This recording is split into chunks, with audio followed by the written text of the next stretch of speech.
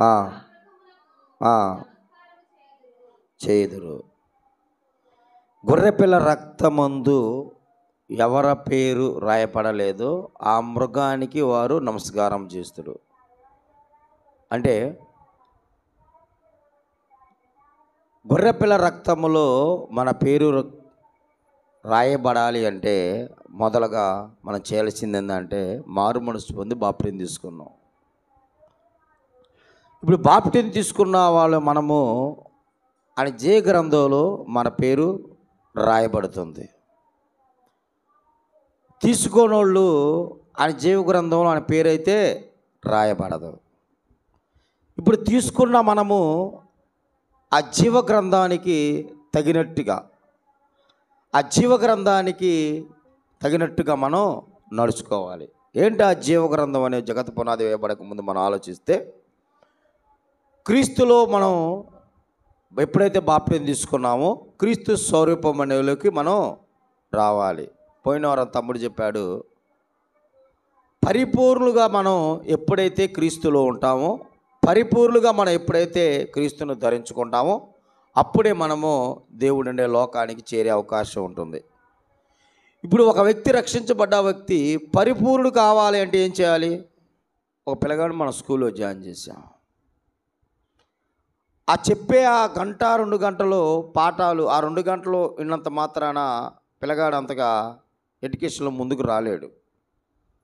అది తెలుసుకున్న తల్లిదండ్రులు ట్యూషన్ అని, ప్రైవేట్ అని రకరకాల ఆలోచనలు చేసి బిడ్డ పట్ల మరి మంచిగా చదివించాలి. అక్కడ 2 గంటలు చదివితే నా బిడ్డ పాస్ కాడు, అక్కడ 3 గంటలు వెళితే పాస్ కాడని గట్టిగా మంచిగా చదివించాలని కొన్ని ప్రైవేట్ స్కూళ్ళకి కానీ మన ప్రైవేట్ కానీ ట్యూషన్ కానీ పంపిస్తూ ఉంటారు. అంటే పాస్ కావటానికి, ప్రయోజకుడు కావటానికి. అలానే ఇప్పుడు రక్షించబడ్డ వ్యక్తి పరిపూర్ణుడిగా రావాలి అంటే ఎక్కువగా దేవునితో సహవాసం కలిగి ఉండాలి మనం. ఇందుకు దేవునితో సహవాసం కలిగి ఉంటాం అంటే అర్థమైంది అంటే, దేవుని సహవాసం అంటే సహోదరులతో ఎక్కువగా ఉండాలి, సహోదరులు మనలతో ఎక్కువగా ఉండాలి, సంఘ కార్యక్రమాల్లో ఉండాలి, సంఘ పనుల్లో ఉండాలి, పరిచర్యలో ఉంటూ ఉండాలి. వీటన్నిటి మధ్య ఎప్పుడైతే మనం ప్రయాణం చేస్తామో ఆటోమేటిక్గా మన జీవితం అనేది పరిపూర్ణం చెందుతుంది. నా తమ్ముడు ఒక పాట పాడిండు. ఏమని పాడిండు అంటే, ఆదివారానికే పరిమితమైన నామకార్థ క్రైస్తవా అని. అపోస్తులు ఆదివారానికి పరిపూర్తి కాల. ఆనాడున్న మొదటి శతాబ్దం ఆదివారే పరిపూర్ణత కాల. ఎప్పుడయ్యంటే ప్రతి దినమాలు కూడుకున్నారు, ప్రతి క్షణము దేవుడితో సావాసం చేశారు, సంఘంతో వాళ్ళు అంటు కట్టుకొని ఉన్నారు. ఒక చిన్న ఉదాహరణ చెప్పి నేను ముగిచేస్తాను. మనకు ద్రాక్షాలు మనకు తెలుసు, ద్రాక్ష గుత్తులు మనకు తెలుసు. నేను ఒక 30 రూపాయలు ద్రాక్ష ఉన్నానని ఒక బండి కాడికి వెళ్ళినప్పుడు అతను ఏం చేశాడంటే రాలిపోయిన ద్రాక్షాలు మొత్తం ఒక కవర్లో మరిన్ని వేసాడు. చాలా ఒక 1/2 కిలో దాకా వేసాడు రాలిపోయిన ద్రాక్షాలు. అన్న నాకు రాలిపోయిన ద్రాక్షాలు వద్దు, ఆ గుత్తిలో నుంచి ఆ గుత్తి అన్నా నేను, అది ఎన్ని ఉంటే అన్ని ఇచ్చేసేయన్నా, ఇబ్బంది లేదు, కాసిన వచ్చినా బాధ లేదు, నాకు ఆ గుత్తే కావాలన్నా. ఆ గుత్తి ఎంత ఉండేది అంటే మహా అయితే 1/4 కిలో ఉంటుంది. కానీ ఈయన విడిగా వచ్చి 1/2 కిలో దాకా వేసాడు. ఇప్పుడు దీనికి 1/2 కిలో వేసి నేను ఎందుకు వద్దన్నాను, గుత్తే ఎందుకు కావాలనుకున్నాను అంటే, గుత్తిగా ఉన్నప్పుడు ఆ కాయకి చాలా విలువ ఉండిద్ది. రాలిపోతే ఆ గుత్తులో నుంచి బయటికి వెళ్ళిపోతే అంటే దానికి విలువ ఉండదు. అలాగనే దేవుడితో సమాసం అంటే ఎప్పుడైతే సంఘ బిడ్డలతో సంఘ కార్యక్రమాలతో మనం ఎప్పుడైతే ఉంటామో అప్పుడు అపవాది అనేది మనం ముట్టదు. గుర్తుపెట్టుకోవాలి మీరు. వాడి వల్ల కాదు అంత ట్రై చేసినా.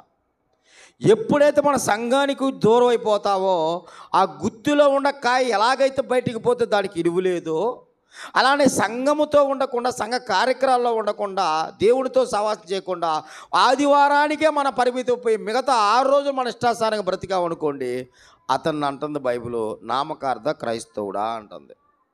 నామకార్థ క్రైస్తవుడా అంటుంది. కాబట్టి మనకి ఎన్ని పనులు ఉన్నా, ఎన్ని కార్యక్రమాలు ఉన్నా, ఎంత బిజీ సెట్ అయినా కానీ సంఘ సమాసం ఉండాలి, సహోదరులతో ఐక్యతగా ఉండాలి, సంఘ కార్యక్రమాలు మన పాలుభాగతులు పొందుకోవాలి, చక్కగా సంఘంతో దేవుణ్ణి మనం ఆరాధించాలి. అలా ఆరాధించిన వాళ్ళకే ఆయన అంటున్నాడు వాళ్ళ జీవ గ్రంథంలో పేరు రాయబడుతుంది. మొదటగా బాప్టిజం తీసుకున్న తర్వాత రాయబడుతుంది, మరలా తుడిపేసే అవకాశాలు ఉంటాయి దానికి. రాయబడిన తర్వాత మరలా తుడిపేస్తాడు దేవుడు.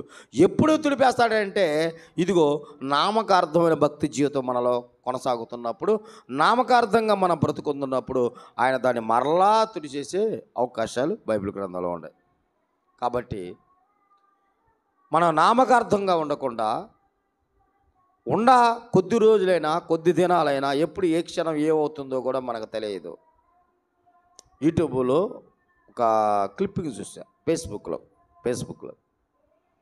15 సంవత్సరాల నుంచి ఒక ఏనుగును ఒక వ్యక్తి మేపుతున్నాడు. 15 సంవత్సరాల నుంచి అది కూర్చోమంటే కూర్చుంటుందో, లెగమంటే లెగుస్తుంది, పండుకోమంటే పండుకుంటుంది, ఎగరమంటే ఎగురుతుంది. ఏనుగు అది ఎంత పెద్దదో అంటే ఇంచుమించుగా మన చర్చి అంత ఎత్తు ఉంది. కానీ మనిషి ఎంత అంటే కనీసం దాని పాదాలు ఎత్తుకోలేడు.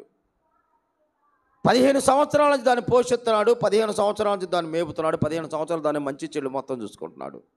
అయితే ఏమైందో, చిన్న కర్ర తీసుకొని దాన్ని పొడిచేసరికి దానికి ఏమైందో, ఆ ఏనుగుకి ఎంత కోపం వచ్చిందో తెలియదు. కానీ వెంటనే తొండంతో అలా కొట్టి మడ చుట్టేసి కాళ్ళ కింద పెట్టుకొని చితక తొక్కేసింది. 15 సంవత్సరాలు అతను మేపింది దాన్ని. మామూలు తొక్కల 2 పాదాలు పెట్టేసింది, అంతే ఎక్కింది. మరలా వెనక పాదాలు పెట్టేసింది, మళ్ళా ఎక్కింది. ఆ మనిషి అక్కడక్కడ స్పాట్లో చనిపోయాడు. తను మేపుతున్న ఏనుగు తన ప్రాణం తీసిద్దని తనకు తెలుసు అంటారా? తెలియదు. కానీ మన ప్రాణం ఎప్పుడు ఎలా పోతుందో మనకు తెలియదు. అతనికి ఎలాగైతే తెలియలేదో, ఇప్పుడు మనకు కూడా ఎటు నుంచి మన ప్రాణం పోతుందో తెలియదు, ఎటు నుంచి ఏ మరణం వచ్చిందో మనకు తెలియదు, మన పరిస్థితి ఎలా ఉంటుందో మనకు తెలియదు. కానీ భవిష్యత్తు ఎరిగిన దేవుడు చెబుతున్నాడు, ఇదిగో మీరు పరిపూర్ణంగా ఎదగాలి అంటే ఎక్కువగా నాతో స్నేహం చేయాలని.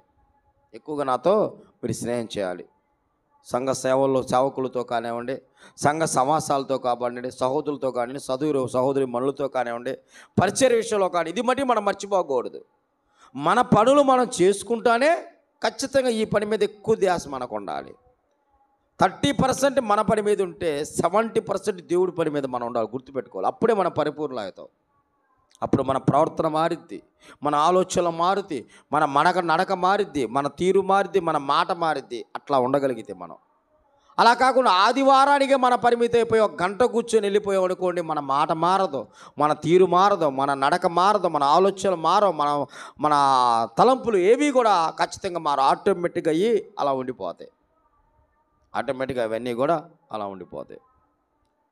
పనికిరాని రాయి కూడా ఒక శిల్పి ఎలాగైతే చెక్కుతాడో, చక్కగా రాయి ఎలాగైతే శిల్పంగా మారి అందంగా కనబడుతుందో, క్రైస్తవ జీవితం కూడా అంతే. మనం ఒక శిల్పి లాంటి వాళ్ళం, గుర్తుపెట్టుకోవాలి మీరు. మనం ఒక శిల్పి లాంటి వాళ్ళం. మనం చెక్కబడాలి. దేనితో మనం చెక్కాలంటే, ఒక శిల్పి ఒక ఉలితో ఒక రాయిని చెక్కి ఒక బొమ్మగా తీసుకొచ్చి ఎలాగైతే అందంగా చూపిస్తాడో, అలాగనే మన క్రైస్తవ జీవితం కూడా ఒక శిల్పం లాంటిది అనమాట. దాన్ని కూడా మనం ఒక రాయి లాంటి వాళ్ళం.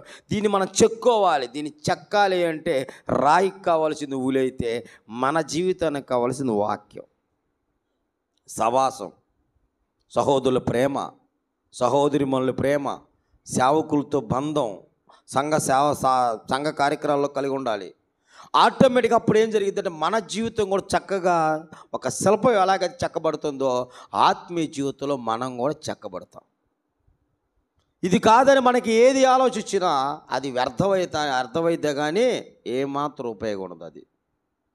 కాబట్టి మన పరిపూర్ణంగా కావాలంటే ఎక్కువగా దేవునితో సహవాసం మనము కలిగి ఉండాలి. ఈ కొద్ది మాటల దేవుడు దీవించును గాక.